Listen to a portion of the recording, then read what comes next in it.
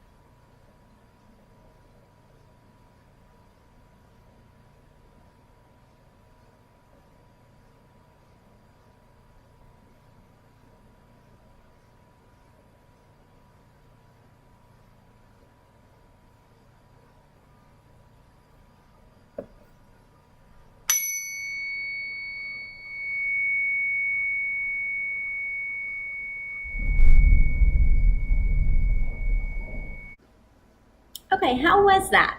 Did you notice that your mind wandered, or were you able to focus on your breath? Do you feel like your body is more settled now than before when you started?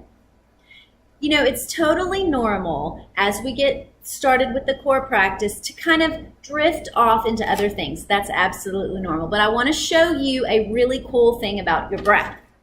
So this is just a piece of paper that I'm going to fold, and I am going to fold it into fourths. So I'm going to fold it in half, and then I'm going to fold it again, just like that. And you can do this along with me if you'd like. So that didn't take me too terribly long, but here's the cool thing about folding paper. Once the folds are already made, look how quickly I can do that. So easy. Same thing with our brains. When we practice things, the connections in our brains, the connections of our dendrites get stronger and they get faster. And so we can do things even faster. Think about when you first learned to write your name. Back in kindergarten, when you first learned to write your name and you had to think about, okay, my name starts with an S. How do I make an S? And then you make the S and then you think, okay, what's next in my name? T, how do I make a T? Do you guys remember learning to write your name? Well, now you don't even have to think about it when you write your name, right? You can just write S-T-A-C-E-Y. That's how quickly I can write my name.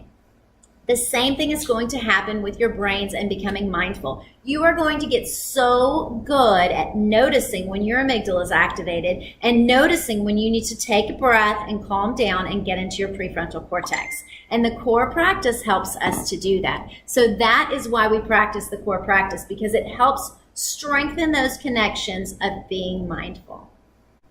Today, I want to talk to you about how you can use mindfulness to apply to a certain problem that we often have. Have you ever noticed that your amygdala gets activated when you run out of time? When someone like the teacher says, time's up, time to stop, but you're not ready yet, you're still working. Has that ever happened to you? So let's use our hippocampus and go back to an earlier time when that's happened. We're working on something, we're trying to finish maybe our spelling paper or maybe our math test, and all of a sudden we hear the teacher say, time's up, turn it in, but we're not finished. Oh my goodness. I can feel my amygdala activating right now. I remember exactly what that feels like. So remember, when your amygdala gets activated and you're in danger, you only have 3 options. If you freeze, then that might look like this. You just don't do anything. You don't turn your paper in. You don't keep working. You just freeze. Or maybe your amygdala makes you fight. If that happens, you might shout out to the teacher, I'm not finished yet, I need more time. Or you might get mad at your desk.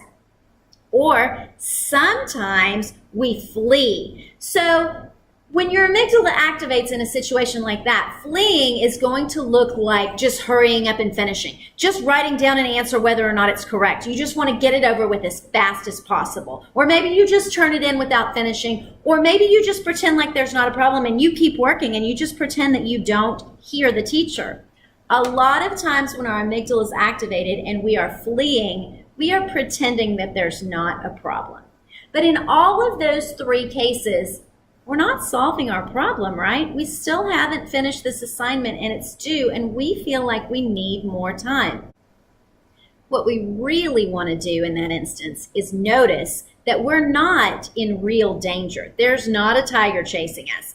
Sure, we didn't finish what we wanted to accomplish before it was time to move on, but we're not in danger. We are okay. So if we're being mindful, we can notice, oh wow, my amygdala is activated. I feel scared about this, but it's okay. And we can take 3 deep belly breaths.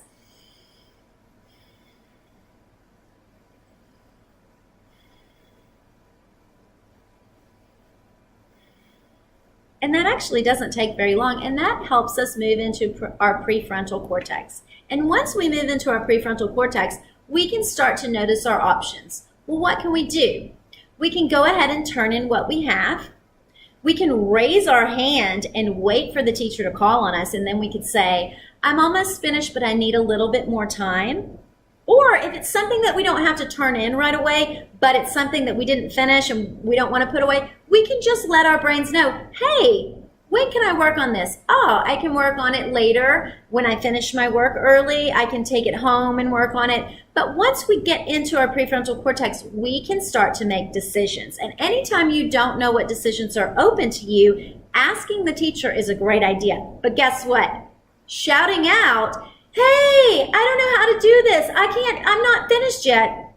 That's your fight reflex. And that is not going to work out well. The best way to do it is to raise your hand and wait, or go ahead and put the paper away, go ahead and turn it in, and make it a note to yourself to ask the teacher later when you're not in the middle of something.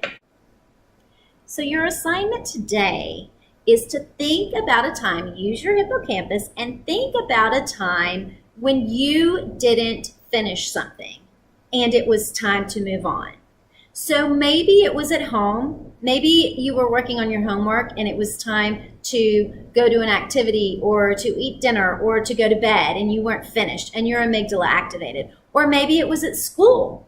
Maybe you were working on your writing and the teacher said, okay, it's time for math, but you hadn't finished your writing and your amygdala activated. Your assignment is to think of that time, use your hippocampus, and pull up all of the details that you can remember, and pay attention to how your brain handled it.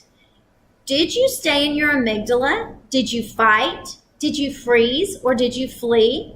And remember, in that situation, fleeing is going to look like just turning in what you have and pretending there's not a problem, or just continuing to work and pretending there's not a problem. Did you do one of those things? Or were you able to say, hey, that's okay, I can problem solve? Because if you were able to do that, you got into your prefrontal cortex.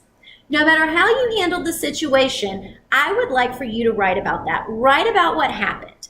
And I'd like for you to take it a step further. I want you to think about what you are going to do the next time this happens. Next time you're working on something and you don't have time to finish before it's time to move on, I want you to come up with some solutions of how you can handle that without letting your amygdala get the better of you.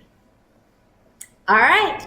Thank you so much for joining me for some mindfulness today. I can't wait to see you next time. And until then, I sure hope you lead your best life, find your bliss, and don't forget to pay it forward.